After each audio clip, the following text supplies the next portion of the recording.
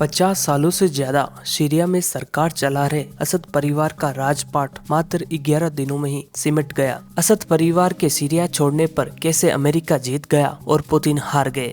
हाल ही में middle east में बहुत बड़ा बदलाव देखने को मिला, जहां पर अरब स्प्रिंग विद्रोह का अंत होता हुआ नजर आ रहा है। 11 सालों से चल रहे सीरिया में गृह युद्ध का अब लगभग अंत हो गया है। विद्रोहियों द्वारा सीरिया के बड़े शहरों पर कब्जा करने के बाद सीरिया के राष्ट्रपति बशर अल असद देश छोड़कर भाग गए हैं और फिलहाल परिवार सहित रूस में शरण ले ली है। सीरिया के विद्रोही गुट HTS ने 27 नवंबर से सीरिया में हमले की शुरुआत की और मात्र 11 दिनों में ही सरकार को उखाड़ के फेंका है।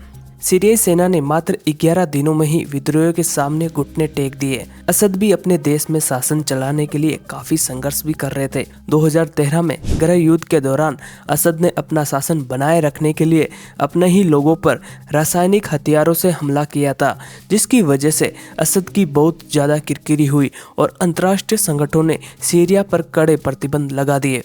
मात्र 11 दिनों में ही सीरिया के राष्ट्रपति ने कैसे खो दी अपनी सत्ता। सीरिया के राष्ट्रपति ने मात्र 11 दिनों में ही सत्ता खो दी है। सीरिया को सबसे ज्यादा समर्थन रूस और ईरान से मिल रहा था। फिलहाल दोनों ही देश अपने घरेलू मुद्दों में उलझे हुए हैं। रूस यूक्रेन के विवाद में फंसा हुआ है, वहीं ईरान इजराइल के साथ हुए हमले की वजह से अपनी ही तैयारी में फंसा हुआ है। इसकी वजह से वे सीरियाई सेना को वह सहायता नहीं कर पाए जो 2020 के दौरान की थी। वहीं सीरिया का एक और सहयोगी साथी हिजबुल्लाह का इजराइल ने सफाया ही कर दिया। सीरिया के विद्रोही गुटों को हमला करने के लिए ये समय सबसे बेहतर लगा। सीरिया में वैसे तो कई विद्रोही गुट है, लेकिन तुर्की द्वारा समर्थित विद्रोही गुट HTS ने सीरिया के लगभग सभी शहरों पर कब्जा कर लिया है। सीरिया मिडिल ईस्ट में अपनी जियोग्राफिकल लोकेशन की वजह से काफी महत्वपूर्ण था।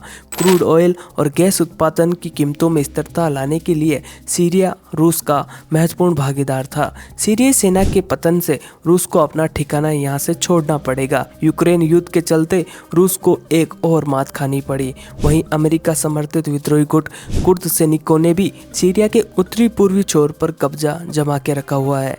अमेरिका और तुर्की के समर्थित विद्रोही गुटों की जीत होने से इन दोनों देशों की यहाँ पर पकड़ और ज्यादा मजबूत हो जाएगी। सीरिया के अलग अलग इलाकों में अलग अलग विद्रोही गुटों की कब्जा होने की वजह से क्या सीरिया शांत रह पाएगा या फिर गृह युद्ध में फिर उलझकर बिखर जाएगा, ये तो आने वाला वक्त ही बताएगा।